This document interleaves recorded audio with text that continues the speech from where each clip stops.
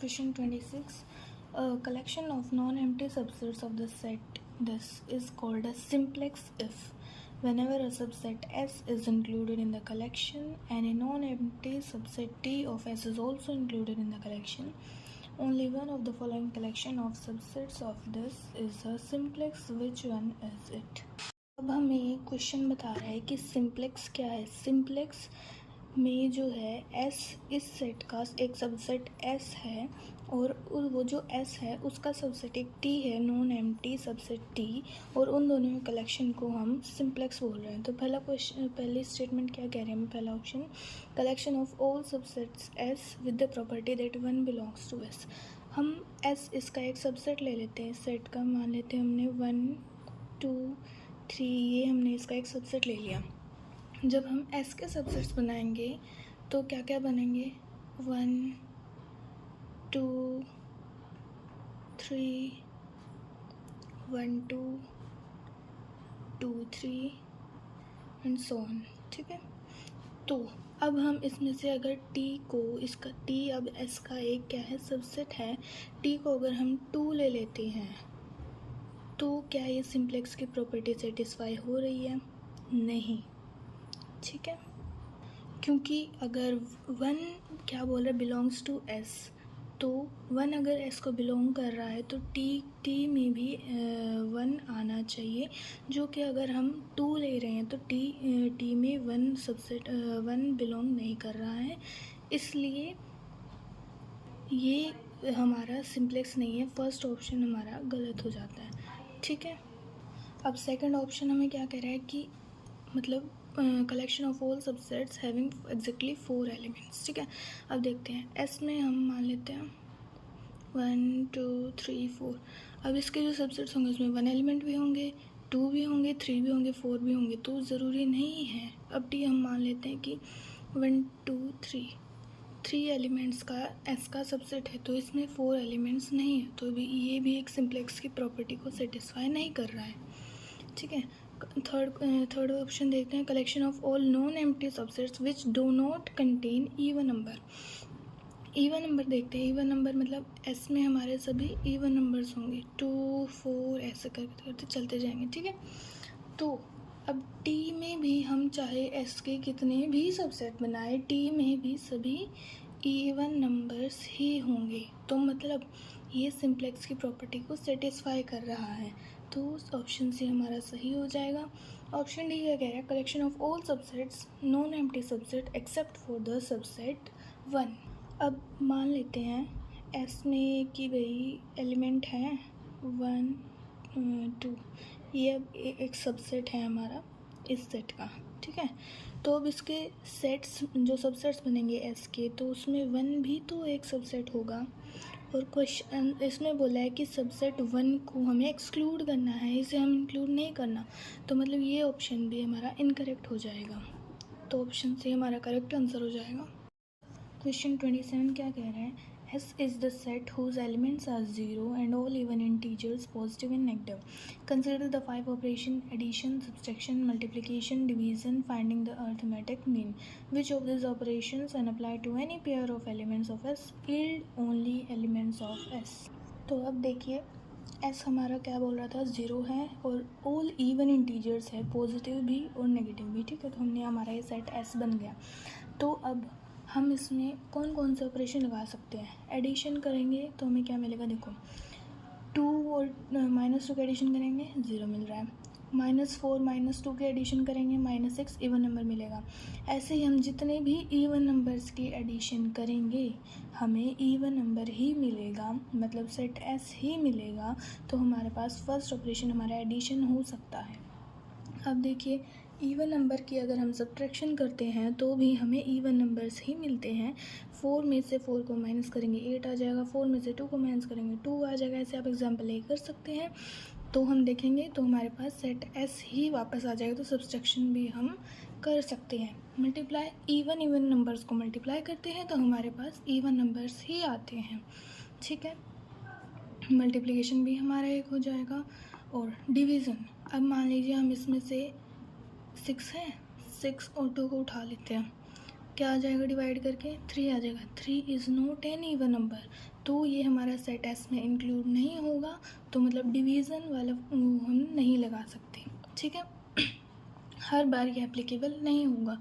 Arithmetic mean देखते हैं, जैसे 6 और 4 का हम अरिथमेटिक मीन निकालते हैं तो क्या हो जाएगा, 10 divided by 2 is 5. 5 is not any number, it does not belong to S, so it is not always true, so arithmetic mean is also incorrect। तो हम ये 1, 2 और 3 हमारे ऐसे ऑपरेशन हैं जो हम इस सेट में हर बार लगाएंगे, वो हमेशा हमें सेट S ही देंगे, तो this is R D is R correct answer.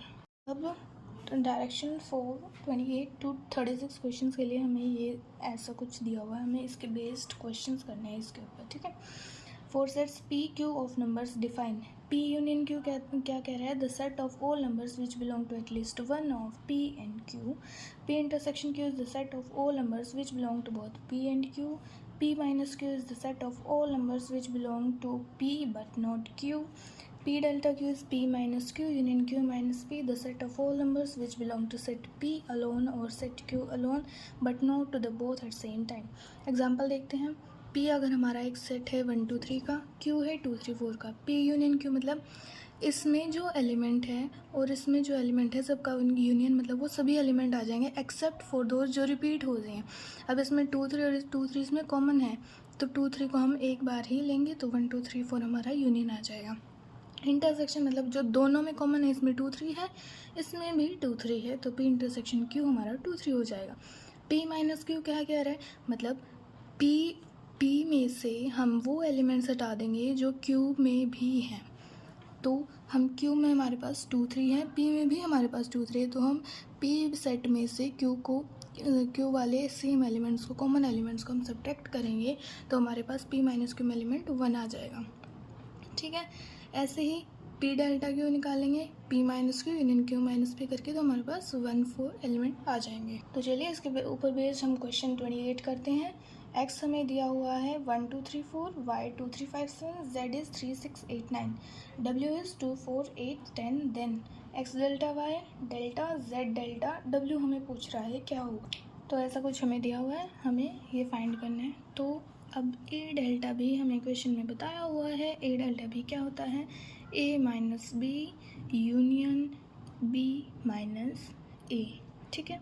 तो हम पहले X डेल्टा वाई, इसको देखो आप वेन डायग्राम से भी कर सकते हो, बट हम एक बार फॉर्मूला से कर लेते हैं, ठीक है। वेन डायग्राम से आपको और भी ज़्यादा ईजी पड़ सकता है, ठीक है। तो X डेल्टा वाई को क्या होगा हमारा, X minus Y union Y minus X, okay. तो अब X माइनस वाई कैसे निकालेंगे, X में से Y के वो एलिमेंट्स माइनस, X में से वो एलिमेंट माइनस कर दो जो Y और X में दोनों में कॉमन है।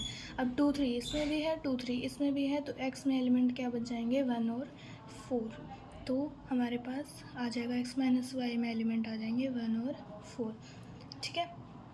इसका यूनियन हम करेंगे Y माइनस X के साथ। Y में से X के वो एलिमेंट माइनस कर जो दोनों में कॉमन है, 2 3 इसमें भी है, 2 3 इसमें भी है, 2 3 को माइनस करेंगे, हमारे पास बच जाएंगे 5 4 7, तो हमारे पास आ जाएगा, इसका यूनियन लेंगे तो हमारे पास आ जाएगा 1 4 5 7, ये हमारी X डेल्टा Y की वैल्यू आ जाएगी, ठीक है। ऐसे ही हम Z डेल्टा W निकाल लेते हैं। Z डेल्टा W क्या होगा, Z minus W union W minus Z, तो Z में से W और Z में जो कॉमन एलिमेंट है उनको निकाल देते हैं। 8 कॉमन है, ठीक है, बस 8 ही कॉमन है ना, हाँ। तो हमारे पास एलिमेंट्स बच जाएंगे 3 6 और 9। अब इसका यूनियन हम करेंगे, W में से कॉमन एलिमेंट Z के निकाल देंगे जो दोनों में है, 2 4 और 10 आ जाएंगे, 2 4 10, ठीक है। दोनों का यूनियन करेंगे तो क्या आ जाएगा, 3 6 10 2 4 9, ठीक है। अब ये आ गया हमारे पास Z डेल्टा W। अब हमें क्या निकालने को बोला है, X delta Y delta Z delta W। थोड़ा सा इसको इजी करने के लिए इसको ए मान लो, इसको बी मान लो, ये सेट ए हो जाएगा, ये सेट बी हो जाएगा। ठीक है, तो क्या निकालना है, A delta B, A minus B union B minus A. ठीक है, ए माइनस बी निकालिए, ए में से ए और बी के कॉमन एलिमेंट को सब्ट्रैक्ट करना। कॉमन एलिमेंट क्या है फिर, सिर्फ 4 है। ठीक है, तो 4 को सब्ट्रैक्ट माइनस कर देंगे तो ए में एलिमेंट क्या बच जाएंगे, 1 5 और 7। अब इसका यूनियन लेंगे हम बी माइनस ए, बी में से ए और बी के इंटरसेक्शन को सब्ट्रैक्ट करेंगे तो क्या आ जाएगा, 3 6 10 2 9। ले लो अब दोनों का यूनियन, बस हमारा ये आंसर आ जाएगा 1 2 3 5 6 7 9 10, ये हमारा आंसर हो जाएगा।